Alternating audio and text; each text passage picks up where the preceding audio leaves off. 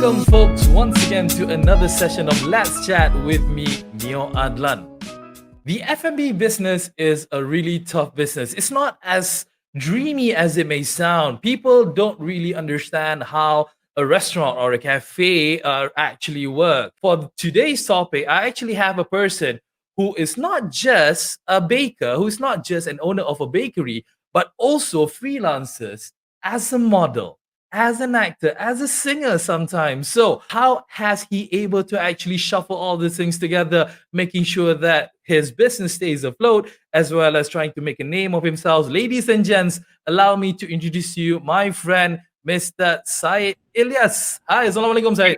So let's go straight to the point here. We're talking about, can you survive as a baker in this time? You yourself, again, you are a bakery owner. You've been dealing with your particular industries for a few years now. And as I mentioned on top of the show, F&B business is a very, very tough business. Plenty have failed miserably because they can't cut it. They cannot sustain the business.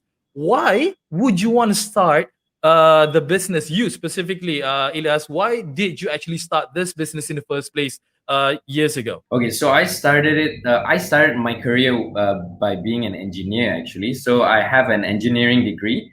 I worked for about 2 years, and I've always been passionate about business. So I read a lot of business books, and but the problem was I didn't know which business to go into. So my sister was super passionate about baking, and I decided, like, you know what? I think I want to help her out. So I did. And basically from there, we grew. We started from home, and we grew big enough until we are fortunate to open our own shop, Alhamdulillah.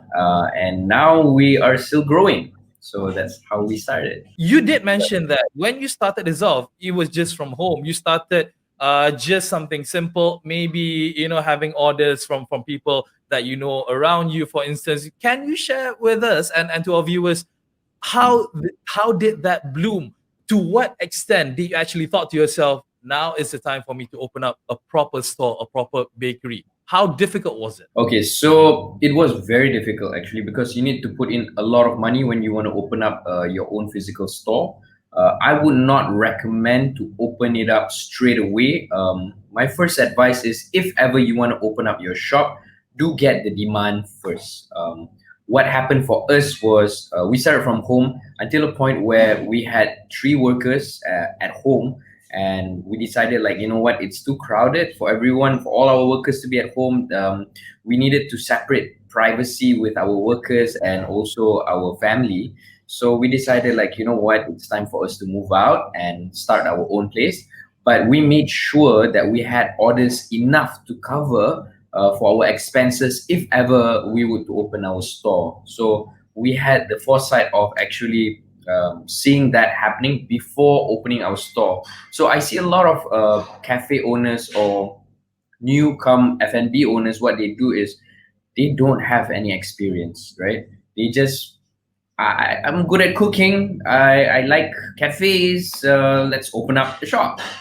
In actual fact, it goes way beyond that. The first thing that you need to look at is sales, right? And can you sell before you open a shop? And that's really important. So we made sure that we tested the market, which is why we started from home for quite a while, actually, like around 2 years before we actually opened up our store. But from there, we learned a lot of failures. But the thing is, when we failed at home, it was small mistakes, right? But if we were to open our cafes, then it would have been big mistakes. So I think take reasonable risk when you want to start. Yeah. How has the journey been? How has the experience been for you specifically with Sugar and I? Okay, Alhamdulillah, we got lucky because when we started our business, we were very aligned with the digital world. We knew about Facebook, Instagram, TikTok, whatever platforms out there, we were leveraging on it. We had our own website, and recently during COVID, there was a high demand of delivery, and we caught on very early. And we decided, like, you know what, it's now is not the time to cry and and sulk about how there's no one coming into the shop. How about we do a service and bring food to them?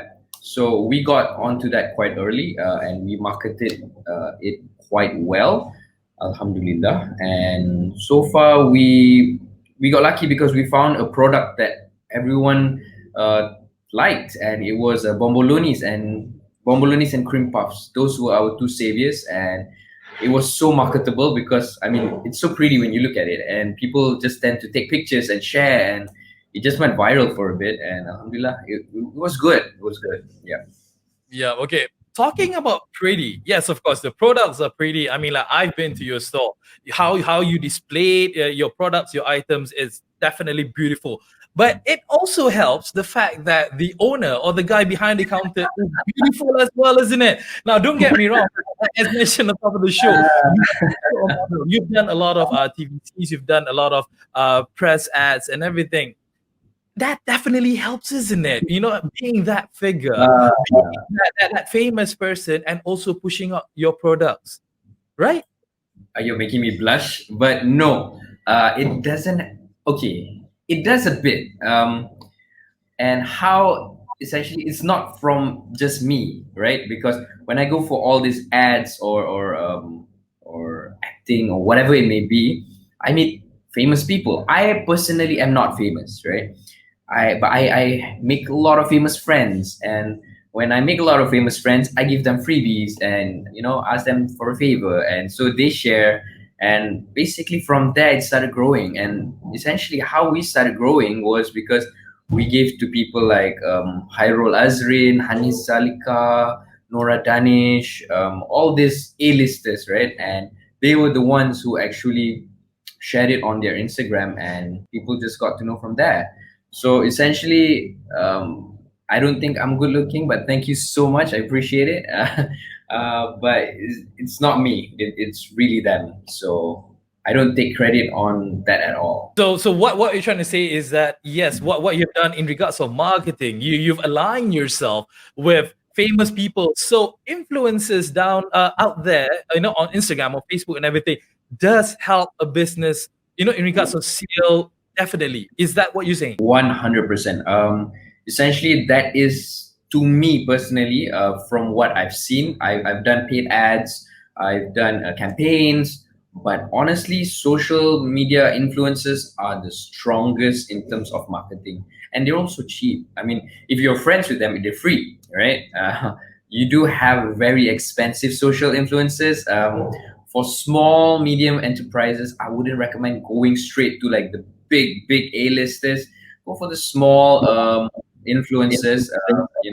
Something below 100,000 if you're lucky. Anything above 100,000, but try off or start off with free friends first. Coming back to as you mentioned, try to approach a social media influencer. I know for a fact that there are plenty out there who charges ridiculous fees for one single post that is going to be deleted anyway in the next 2 or 3 days. Now, for a newcomer out there who really wants to start a business, specifically in the F&B business, is it wise for them to actually, pay that particular fee to a certain influencer? As you mentioned, should they do not know anyone out there? Because again, coughing out 5,000 ringgit or 10,000 ringgit just for one single shot, one single mention, is that feasible?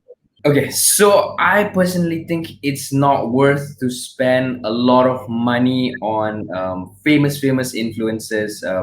I think it's better to spend on a lot more micro influencers. And essentially, my strategy was slightly different. I do not pay my influencers. Instead, I give them freebies, right? That is much cheaper because you are the producer of the product.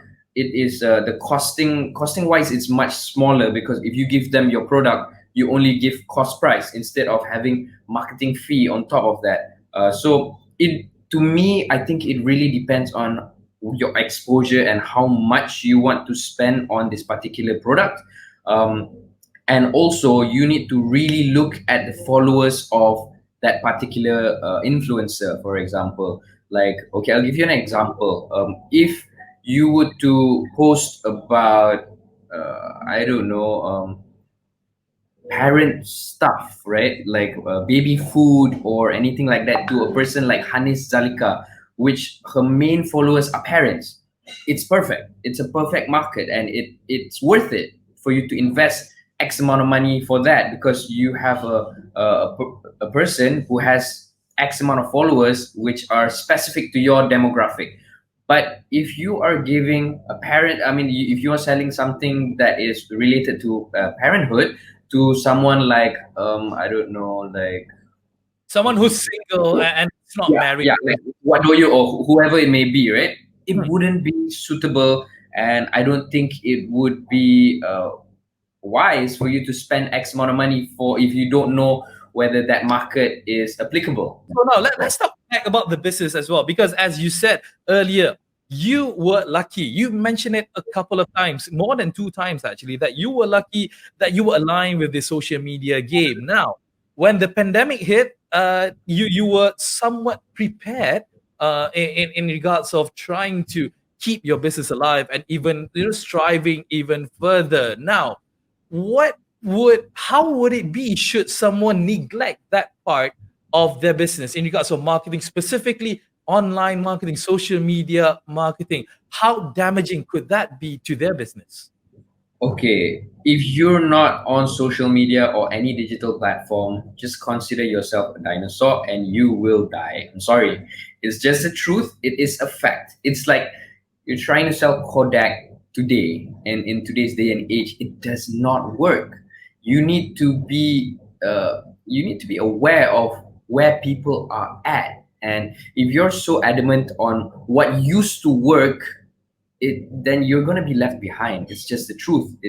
You need to be aware of what is the current platform that people are all on, and you should leverage on that, right? And you should not be too egoistic, thinking that, I've done this business for 20 years through retail, I don't know all these digital platforms, and therefore I don't want to join. And that would only make your business fail, essentially, because I think it is the most important thing in today's day and age, and if you don't leverage on it, sorry to say, you will fail. Yeah, Yeah. wise words there. So one last questions I do have on to you, Ilyas, to all the aspiring bakers out there who've been selling their items, their creations online via IG, Facebook, or whatnot. What message or what advice could you actually share with them should they are thinking about actually opening up a brick and mortar store, opening up a proper cafe? Your advice. Okay, my advice, only do it when you have reached a certain capacity where your house cannot take that capacity.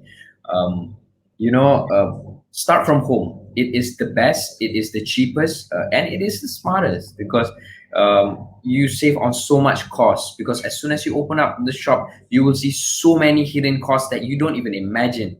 Um, so my advice for everyone out there, if you want to start your own brick and mortar shop, or a factory for that matter, make sure that you have enough sales to be able to